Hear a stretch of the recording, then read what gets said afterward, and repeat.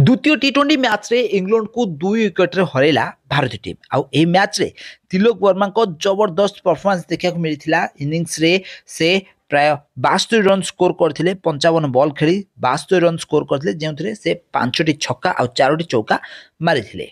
तो भारत 78 रन रे 5 विकेट हरई विपद रे पड़िथिबा समय रे तिलक वर्मा गोटे दायित्वपूर्ण इनिंग्स खेली फिनिशर भाव में भारतीय टीम विराट कोहली को भली बैटिंग करथिले तिलक वर्मा।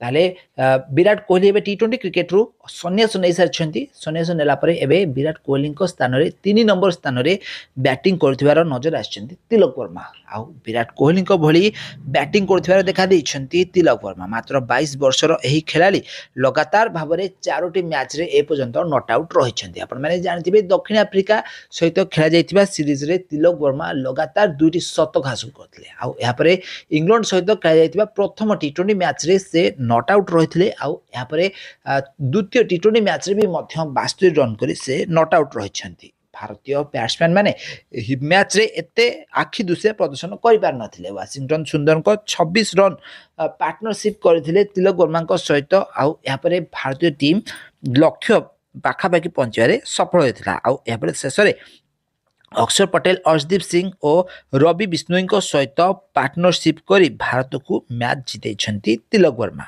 ताले तिलक वर्मा यह मैच रे 72 रन स्कोर कर से चोप्रा आर्चर और मार्क वुड को भली 150 किलोमीटर बेगर बोलिंग करथिबा बोलर मानकू दर्शनीय छक्का मारी आउ भारत को मैच जिते। तो आपण मैंने जानते सूर्यकुमार यादव भारतीय दलर कैप्टेन गत किछि दिन हम खराब फॉर्म कारण एते सुंदर बैटिंग कर पारना किंतु द्वितीय टी20 मैच रे से मात्र 3टी चौका मारी आउ आउट हो जाते। तो से भली खराब फॉर्म को जारी रखिंट सूर्यकुमार यादव। तो आसंता वर्ष होबाकु थिबा टी20 विश्वकप पूर्व भारतीय कैप्टेन सूर्यकुमार को यही फॉर्म भारतीय टीम निहाती भाव चिंतार विषय पलटि।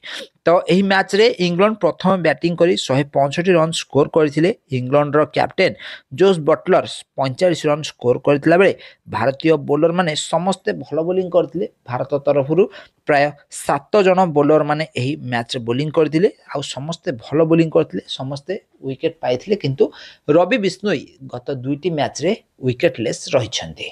ताले चेन्नई रो एही स्पिनिंग ट्रैक रे भारतर 4 जन बा 5 जन स्पिन बोलर माने बोलिंग करछन्ते। अभिषेक शर्मा भी मध्य एही मैच रे गोटे ओवर बोलिंग करी गोटे विकेट नेछन्ते।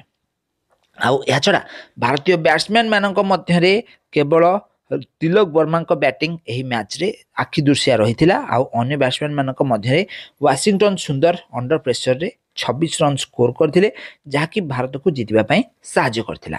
ताल फ्रेंड्स आपण माने एही मैच रे कहार बैटिंग बा कहार प्रदर्शन आपण मानक एते पसंद आसीची हमको कमेंट माध्यम निश्चित भाव में कमेंट करंतु।